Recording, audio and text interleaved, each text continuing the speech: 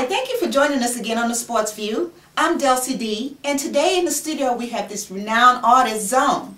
Zone, welcome to the studio. Thank you for having me. Why don't you tell our audience who Zone is and where Zone came from? Zone is 1 through 6.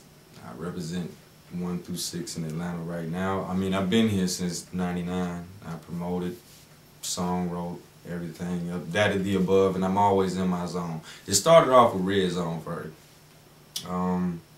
Red Zone only meant ready for every dimension, ready for everything, while always in the zone, and I tend to stay that way, you know. I mean, I try not to let nothing knock me out my mode. And as far as where I'm from, I represent Atlanta. It's not where I'm from, it's where I'm at right now, you know what I mean? But shouts out to everybody in Detroit, I see you. Okay, so I know I saw your bio, you started as a hype man and stuff like that. So how did you get into being an artist yourself and rapping? Well, I was running around the city like a chicken with my head cut off, trying to figure out what was going on with this music. I seen a lot of people getting deals, and I felt like that I should be one of them because I had a lot to talk about. But nobody took me seriously, you know what I mean? They just looked at me and was like, oh man, this light-skinned, long-haired little dude, he run around here, he don't know nothing, he ain't been through nothing, which they really didn't know that I got a long history of trials and tribulations.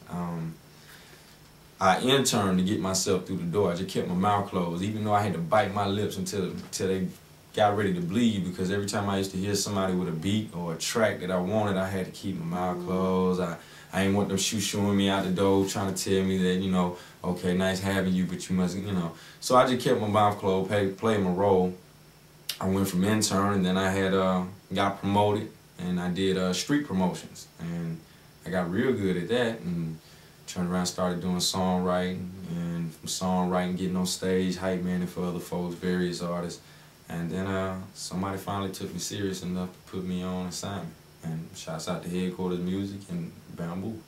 So you said you interned, and I know a lot of the kids out here feel like they could just look at TV, see a rapper. To them, I sound good, I write good lyrics, somebody's going to hear me and put me out there. But it looks like a lot of street work, because when you think about your Kanye West and the other ones that was, you know, selling the CDs out of their trunk or signed with somebody and they just put them on the shelf, you know, never got heard. Right.